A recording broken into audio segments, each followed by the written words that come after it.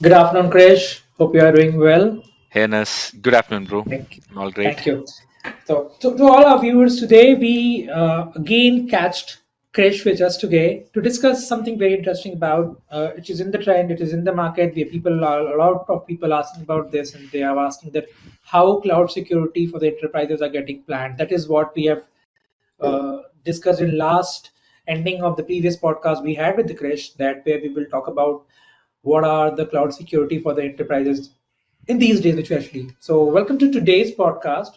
We'll actually explore the insights about the cloud security for the enterprises.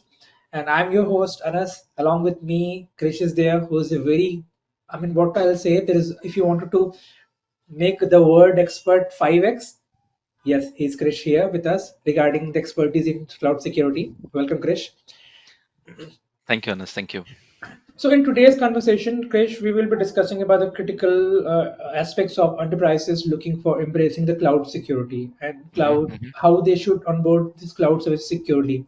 We are Okay. diving in to understand about the best practices and challenges. The real life case studies also will be taking care of it. Along with Okay. that, we'll also understand about the better implementation of these systems in enterprises and in their systems hmm hmm for evolving the large organizations. Somebody is looking for that, how we can do in that part as well. So with this, we will be the this. I mean, we will decide the entire discussion in such a way that it comes up with a solution for the learners who are actually looking to implant these cloud services. So, That's with the perfect. first topic which we'll be talking about, Krish, will be landscape of cloud security for the enterprises. Along with that, we will talk about the core principle of cloud securities for the enterprises.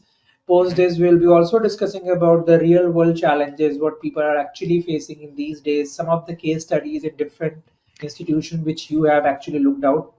Along with that, we'll shape the discussion to understand the trends of future, what are future trends and other things. This is hmm all about today for our learners. We'll be having with Krish today to discuss on this. So, without ado, let's Krish understand about when we talk about cloud security for enterprises. We are dealing with a vastly different scale than we usually look for similar organizations. So, what makes this cloud security for enterprises unique in terms of anything else? Okay, so you mean that we're talking about the when compared to smaller to larger organizations, right? Yes, of course. Yeah. Okay, so when talking about cloud security, in terms of any organization, there's a lot of criteria and aspects they have to be careful about. And before I dive into that particular part of it, one more thing is that nowadays that when you say cloud computing in an enterprise, it's not just talking about one cloud service provider or maybe one particular kind of a service. Nowadays, Okay. when talking about the enterprise perspectives, we are always talking about multiple cloud service providers having multiple accounts, sometimes having on-premises cloud, sometimes having a combination of public and private cloud like this, Okay. that got diversified a lot. And nowadays we are having everything onto the cloud, including their infrastructure, including containers, servers, serverless, databases, applications, development, machine learning. Right. You name it, anything is basically everything is basically onto cloud. But when it comes to enterprise cloud security scenarios for a larger organization, when compared to smaller organizations, when you go for a larger organization, the way they are operating, the way their operations, their complexity of infrastructure, like having a multi-account strategy. Obviously, when you go for a larger organization, they can't manage with one single account. They have to have multiple cloud accounts with multiple cloud service providers. So that complexity of infrastructure, binding with the various regulatory and compliance challenges and all these things are significantly very much larger when compared to That's the true. a smaller organization. And obviously, as I discussed, enterprises go for a multi-cloud strategy, and because of this, like the visibility and totally, we can say that the complexity becomes a bit more, security and complexity becomes a more concerning factor. Like obviously, also the amount of data they are handling, how can they secure the data as per the compliance and business requirements, how can they implement the robust security mechanisms, like how can they manage a proper threat detection, incident response capabilities. At the end of the Right. day, we want to make sure all these aspects, including a multi-account strategy and Right. all the security aspects, is properly addressed with a proper CIA, confidentiality, integrity, and availability. Okay. But again, when compared to small premises, when you go for larger enterprises, it is even more concerning, and they needs a better strategy, a planned, well executed strategy if they want to have a proper cloud security architecture. Okay, but along Yeah. with this, don't you feel that when there's a huge amount of investment is going on in terms of the data, in the terms of people, does it come with some most common risk which enterprises could face while moving to cloud? See, like they face a lot of challenges. In fact, when you basically Okay. talk about risk, it's not about one single thing. They talk about Mm, data security, incident mm. response, identity access management, postal management, visibility, compliance. They face Okay. thousands of challenges. Like it's like it's if there's a business which is going to cloud platform, it's not just like they can or fix all these things in a single day. They have to have a Exactly. proper step by step strategy where they can basically build a proper security posture and management framework to manage Yeah. all these things effectively. Yeah. Okay, that's interesting, Krish. I mean, it's really understanding to us. One more thing that comes into our mind to understand about this, that so is just about securing one application or entire environment by managing an entire No. ecosystem. See, I mean, application yeah. is just one part of it. Okay. When you talk about cloud computing and when you're going to cloud, it's not about application. Mhm. Starting from data security or identity access management, application, hosting, monitoring, logging, Okay. compliance. It have a multifaceted things are there. It's not about only one managing us application or securing the Okay. application. Like I can give you an example for that. Like for example, I have That's an interesting. application hosted in my on premises. This Okay. application, when I'm hosting in the on premises, I have some security mechanisms for that. Maybe some kind of a monitoring tools are there, some Mm, application like mm. runtime application self protection rasp tools are there, something things are there. But when it comes to cloud platform, we have a more advanced risk is basically there. Like for example, let's say you're hosting the application on a multi tenant environment, like it's a shared infrastructure used by different customers, and obviously your application have a more increased risk there. Plus Okay. your application is hosted on a cloud platform which is always accessible via public internet, and due to Okay. some reason if your credentials get compromised, that means your application also is completely swallowed, right? So it's a very important thing to make sure it's not just about application but securing the entire infra step by step in all aspects. That's interesting. So Yeah. with this, let's just deep dive into the core principle of cloud security. What are the Okay. key areas which enterprises should focus on it, or they focus to build a stronger security framework when they are looking for cloud security enterprises? So what are these important elements from your end? Okay, actually, obviously the first thing is always GRC. There should be a proper governance, risk, and compliance. Right. Apart from that, when talking about this, the first thing is that they should have a proper strategy for identity and access management. Then Okay. they should have a proper data security, threat detection, incident response, network security, cloud security, postal management.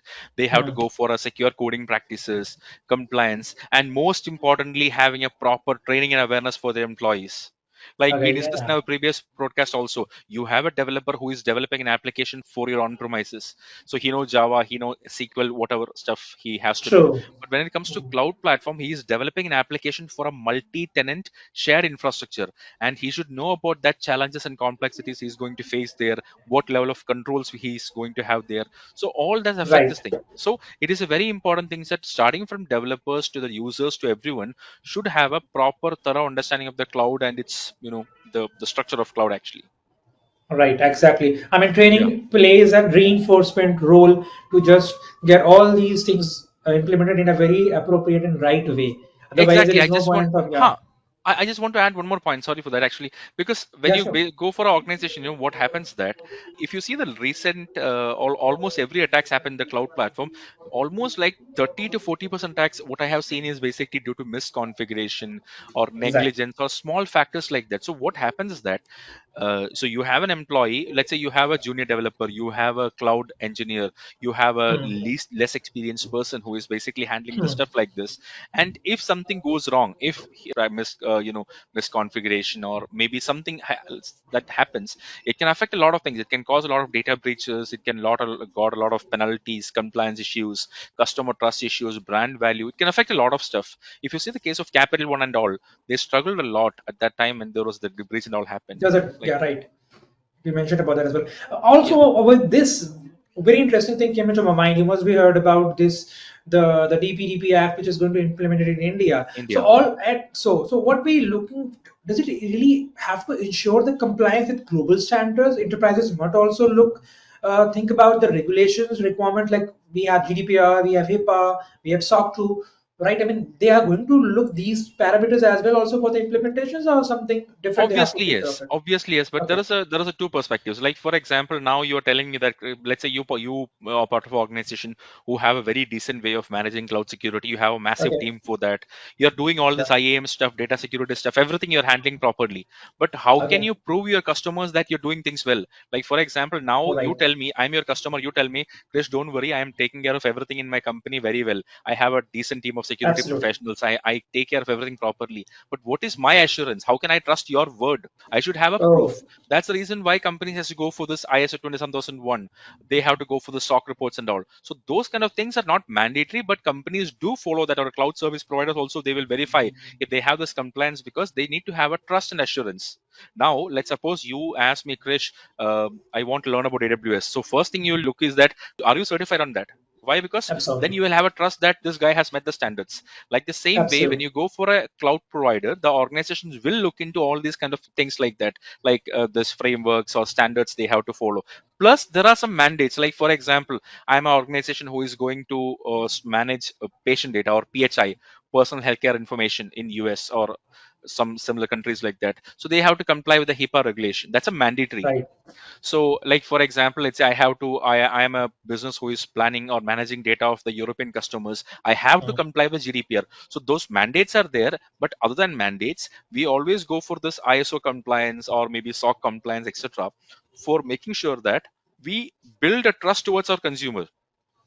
Okay. Absolutely. Now, Mike, They, tomorrow when you ask me, Krish, are you doing your physical security well? Are you handling your, access to data center well? Are you ensuring that your customer's data is safe? So even if you tell me something, or even if you tell me I have done auditing there, I will ask you for this. Give me a report. Give me an actual report from a third party. Otherwise, how do I trust exactly. you like that? Absolutely. Yes. So we can say that these regulations really play an important role in building a bridge of trust between the provider and the one who is actually using it. Yeah. Actually, three words: trust, Okay. transparency, and assurance. That's the three Oh, things. that's great. That's Okay, very nice. by going through all these things, we will have a trust which builds a which basically comes as a part of transparency, and we should have an assurance. These are the three things. These three pillars should be there. Because I am a customer, I come to you and store my data there, my customers' data there. How can I trust you? So for trusting, there are multiple factors. Like one factor I'll tell you. So you are part of InfoSec So InfoSec is a reputed Okay. organization. That's one factor, Right. reputational trust or reputation based trust. Like this, we have different Abs- ways of trust. Transparency. You show me your reports from third party. You give me a contractual agreement.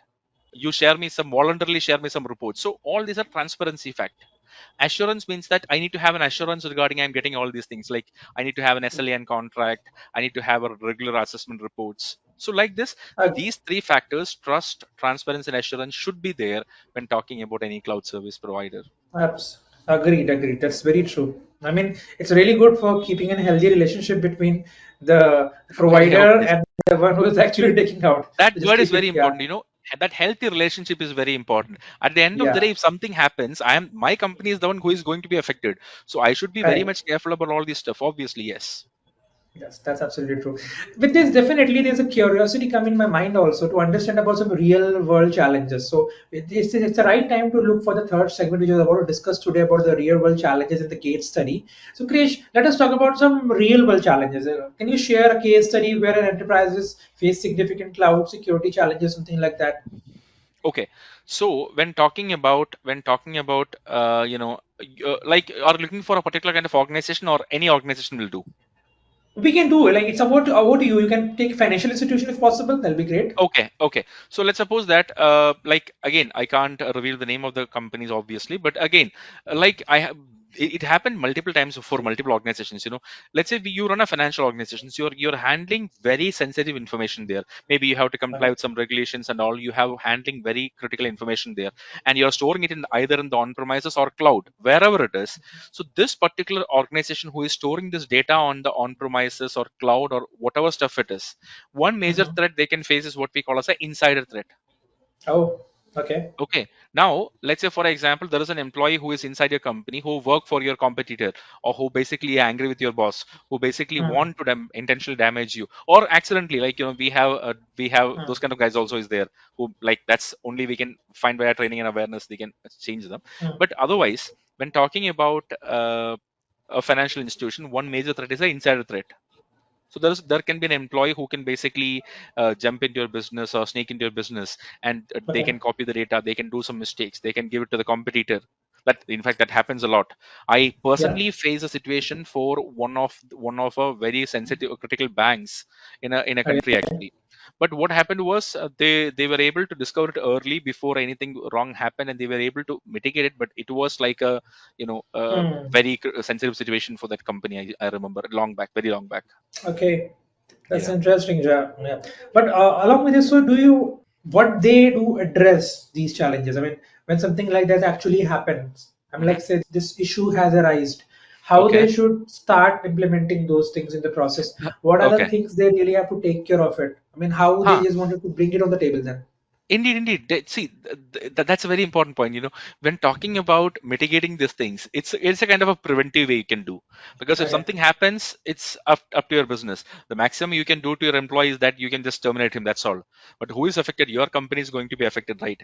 See, because Uh, tomorrow I leak a data from your company, I'm your employee. I leak a data from your company. Max to max, what you can do is that you can take me to law. Maybe that it exactly. takes a long time, and also you can Exactly. terminate me from your job. But max to max, that's True. what have happened to me. But your company's reputation is going to be a serious trouble. So what we have to do is that it's a preventive measures. First thing, Uh, obviously there should be a proper least privilege access. We call it okay. as least privilege access and separation of duties. Like we have a maker checker. Like you go to a bank, you want to do Hmm. a transaction there. You have seen that one guy is basically doing that process and other guy is approving it, right? That's a Okay. common thing you see, Right. right? Like for example, you want to cash a check. So you give a check to a person. That person reviews it and do all the process in the computer, and another Absolutely. guy from the next side will approve it. So there is a Hmm. separation of duty. The second thing is that a person should be only allowed to perform the activities he should be performed, that should be in a least privilege level. Give the bare Okay. minimum for his person to do his job. Should not give Hmm. any more permission than a person require, and this should be continuously evaluated. We have an issue called as authorization creep or access creep, where a person gets more Okay. permission accidentally over a period of time or intentionally. That's one thing. Second thing is that regular security awareness training. If that Hmm. is not that malicious guy, or intentional malicious guy, you can basically have that training can basically help a lot. Then obviously this is a very important thing. We call it as UEBA, user Okay. and entity behavior analysis. Okay, that Okay. means that Once now. again, yeah, can you tell me Uh-huh. about once again, Krish, to our viewers, once again about that UAVA? User and entity behavior analysis. I'll give an Okay. example. Now let's Yeah. suppose that I'm an employee who works at infosec train from, Okay. let's say, 9 a.m to 6 p.m. Fine. Okay, ist I work from 9 a.m to 6 p.m, let's suppose. Okay. So so you see an activity from me, you see a regular activity from me by night 1 a.m ist time. Right. So that's an anomaly. Why should this All guy right. log in after office hours without any reason? Why should Absolutely. he write? Oh, And you see that I am trying to open multiple things which are not in my like, for example, you see that I made multiple requests to the HRMS system. I made multiple hmm. requests to the database of InfoSec Train. I made multiple queries to this. Even though it failed, is getting logged, right. So you see that this guy is making some active. So you have to continuously and closely monitor the user behavior patterns. Like from there you can identify the anomalies, and like All something like right. unusual access times, large data transfers, or suspicious login items. This guy is not supposed to be logging in from this time, or why he is Absolutely. trying to open that. So like this, there can be hundreds of things. UEBA is a massive thing. I'm still reading a lot about it, even though I'm doing it for a long time. I'm always curious about what other things can happen. Like No, it's no, a very interesting absolutely. stuff. Yeah. So all these are Even the we are ways. more curious. Huh, We are obvious. more curious. Yeah, we are more curious for more about from Krish as well, because if Krish is curious about adding more information, it will help us also. See, I'll tell you one thing. When talking about human, okay, when talking Yeah. about people, that's something you should be always, learn a lot more. Because Yeah. now there are, see, there is a vulnerability, there is a threat in your infrastructure. You fix it. Hmm. The next day, something else comes. Absolutely. Again, the next day you fix it. Again, something else comes, because people can find loopholes very easily. True. Okay, so by continuously evaluating this, like having a proper users and entity behavior analysis, having a proper DLP solution, having proper Hmm. security awareness, having a proper least privilege access, all these things are the major controls to avoid this, what we can say, insider threats and all these things. Exactly. But apart from this, Krish, can we have discussion? Can we have any discussion or any example related to any other field as well? Because financial services is fine, but Okay. let's talk about healthcare. I mean, do you have anything to tell us about healthcare, where and how it really impacts in that domain actually? Okay, so I will give an example of healthcare actually. So when Okay. talking about the healthcare, let's say for example, the common compliance is HIPAA. Now we have a Okay. hospital or we have a financial institution where they're handling a lot of sensitive customer data. So that, or again, we call this PHI, personal healthcare information. That's a very important Exactly. thing, right? So what basically happens is that when there is a organization, so one major thing which can happen to them is a misconfiguration. Misconfiguration, that's a common thing. Okay. Misconfiguration sense means what, like okay, now this is the way we have to secure the cloud platform, this is the way the controls we have to put in these levels, like you Hmm. have some n number of things on that. But what really happens is that the business fails to do it properly. So misconfiguration is a common threat.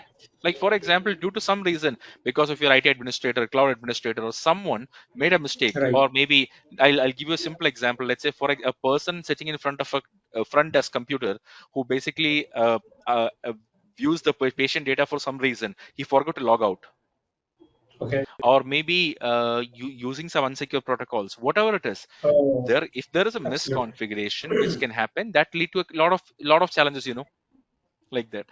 That's a common thing. Abs- that's fine. But when you use the word HIPAA, that sounds major concern, especially with regulations like HIPAA. How do they tackle this?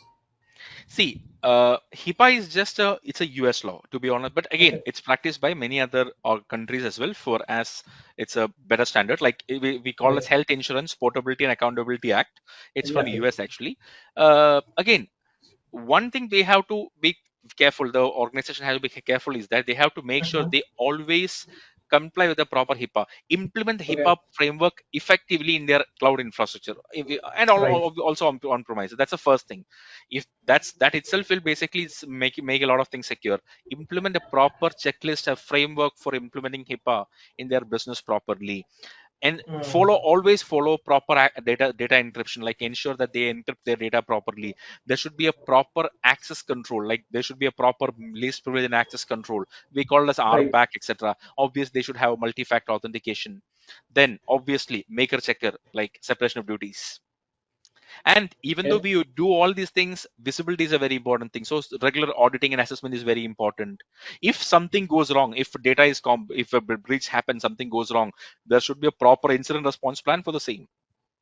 Regular Right. training and awareness for the employees, including the medical professional. There should be a proper regular employee training as well. All these things are very important to avoid misconfiguration.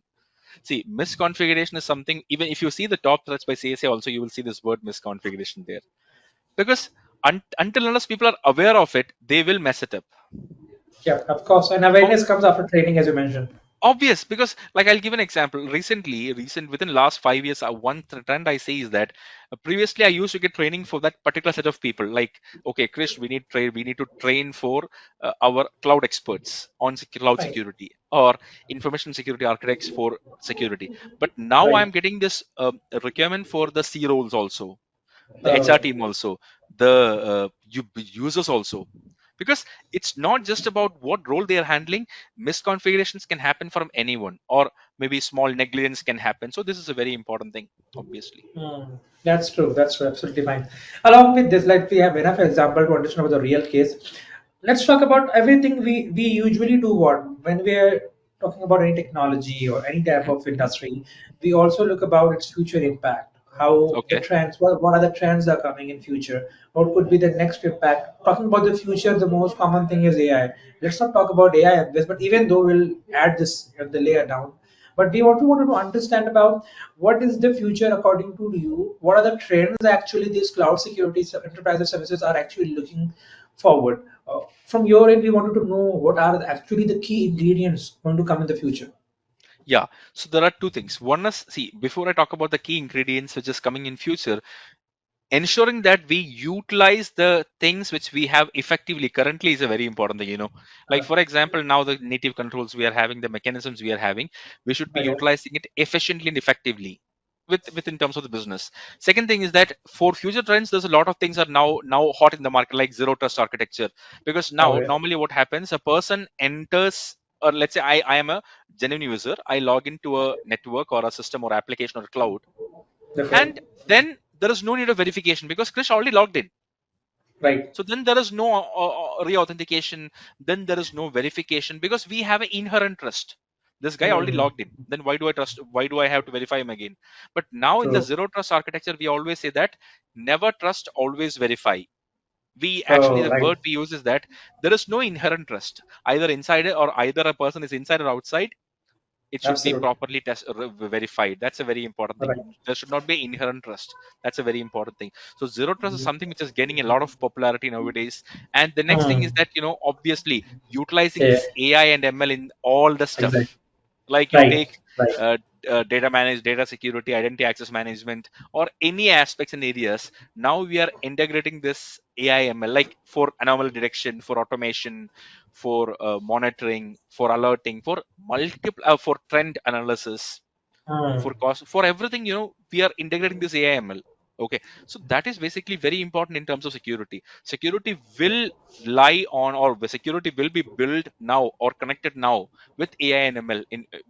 From now on, it's happening. You can see this. It's happening a lot for last few months. Actually, it's getting hot. Absolutely. I mean, you mentioned this in the previous discussion also that just now a few seconds back you mentioned about anomaly. Let's say I found an anomaly detection. We have to do an anomaly detection to understand what are the user behavioral changes are there. Okay. In these patterns, I think AI is going to help a lot because there we do Okay. not have to You input told me a ourselves word manually pattern. there. You Yeah. told me a word pattern now. So Yeah. that Right. pattern you are able to identify because you have experienced it in before, or you Correct. identified it. But there Correct. are patterns and there are kind of anomalies which you still are not aware. Still, we are not Right. having visibility. So that Right. unknown things can be better identified with the help of AI and ML. That's what I'm trying to say. Absolutely. So Absolutely. now there's a user logs in an odd time, and you're able to Mm, identify that because we have set an alert there. We have basically configured that because we know that's correct. anomaly. But there Correct. can be many other things which can possibly happen, which we have not thought about, which we have not identified till now. So those kind of things can be done more efficiently with the AI kind of stuff. Like that's why. Oh, that's true. Also, but one thing comes into our mind that what are the importance of automation then? I mean, automation in cloud security, how See, we not can only in look cloud for that. security, it's everywhere. They take the example of Absolutely. cloud security or on-premise or anywhere. Automation Yeah. is the key.